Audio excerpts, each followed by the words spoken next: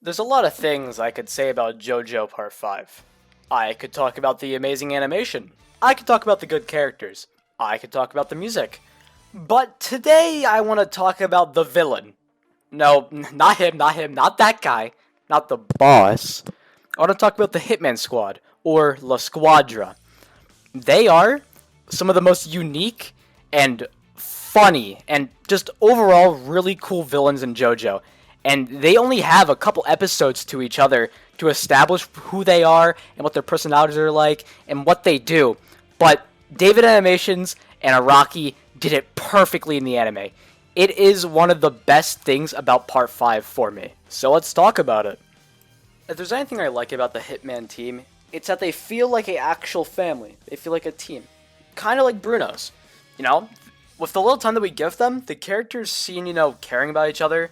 When Solbay and Gelano die to the hands of the boss, they go to their funerals. Rosato stays the longest. It's really sweet. It's really nice seeing these side characters carry for each other. You're really looking at two, teams on missions that are conflicting from one each other. Bruno and La Squadra, or the Hitman team, whatever you want to call them conflicting and having to fight over a goal that they want to complete.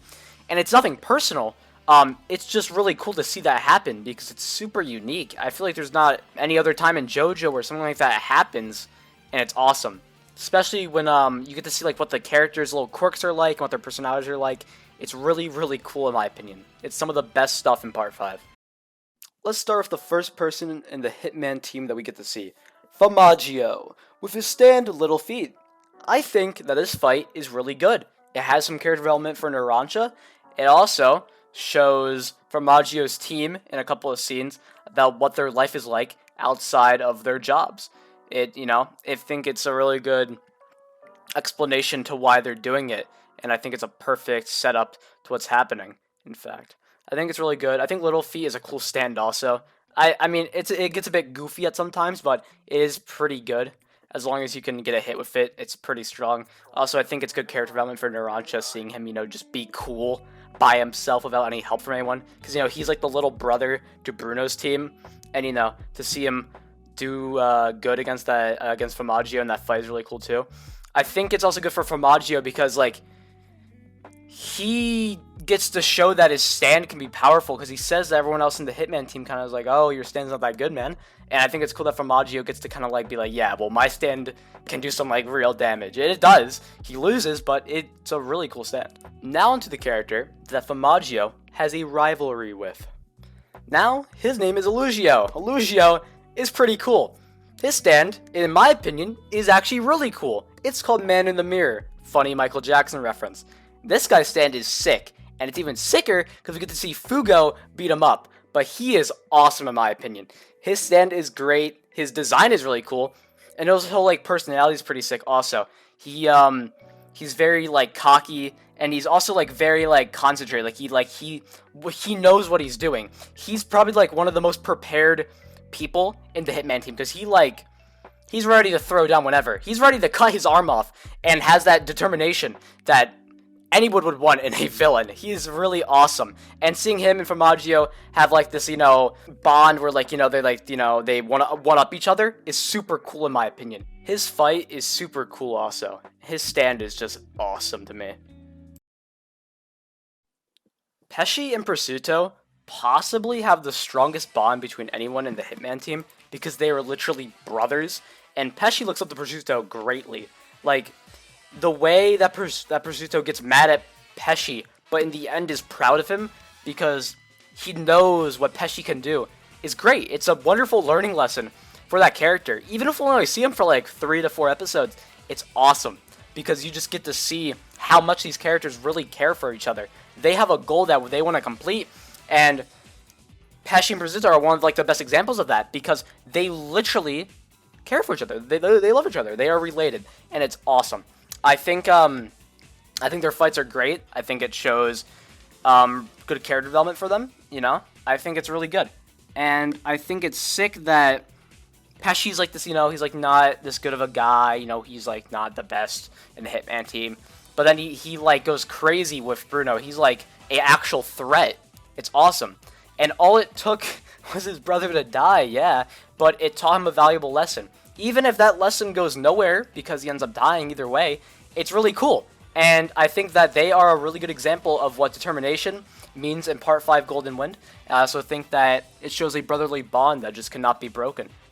I feel like a lot of villains in Part 4 and Part 3 don't actually care for each other. Like, all the Part 3 villains, like, don't really know each other. Like, Yellow Temperance is literally, like, that guy literally sold out, like, half the people that Jotaro was going to go fight in Part 3. And in Part 5, that just doesn't happen because, like I said, they actually care for each other. Same thing in Part 4, like Part 3. The villains, you know, they don't really care for each other a lot because literally, like, you think this random kid on the street who has a stand that if you play rock, paper, scissors, shoot with him, he's gonna steal your soul. You think he cares about Kira? No, he doesn't care at all. No one cares. Superfly doesn't care. You think, yeah, you think the guy with the telephone, like, 5G tower stand cares about Kira? No, he doesn't care about. He doesn't even know who Kira is.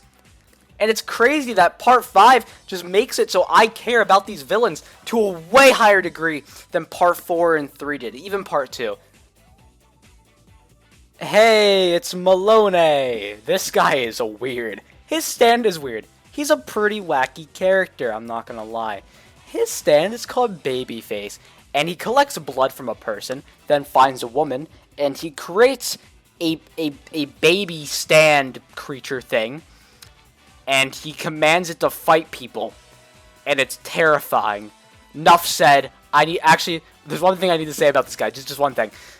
he's like a pervert. Like and everyone around him, like all the other Hitman members, are like, oh my god, what the heck is this guy doing?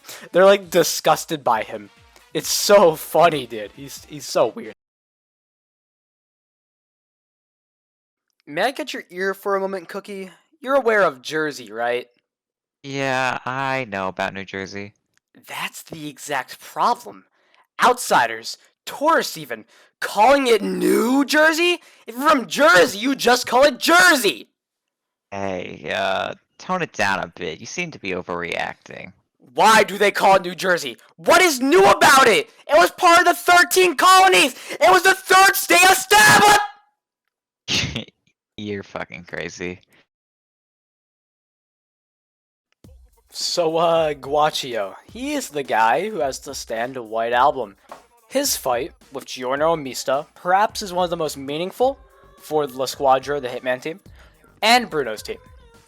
Because, first of all, he shows Mista that Giorno can heal, first of all, and also because it shows that Giorno's determinazione can, you know, trickle into Mista's, and you know, they can kind of like link synergy, and Mista will have the power to go on and, you know, to kill. And I think that's really cool. I think that the fight is awesome. I think that Guacho is my favorite member of the Squadron. I think his stand is awesome. I think White Album and Gently Weeps is just amazing. Amazing stand stuff. Yeah, also the fight is great. It's super cinematic. It's awesome. Like, they're on a highway. Guacho's, like, skating down the highway with skates on. And, like, they go into a river and, like, they're fighting on water. It's awesome. It is really cool. And I think that this fight means a lot for both Bruno's team and the Hitman squad.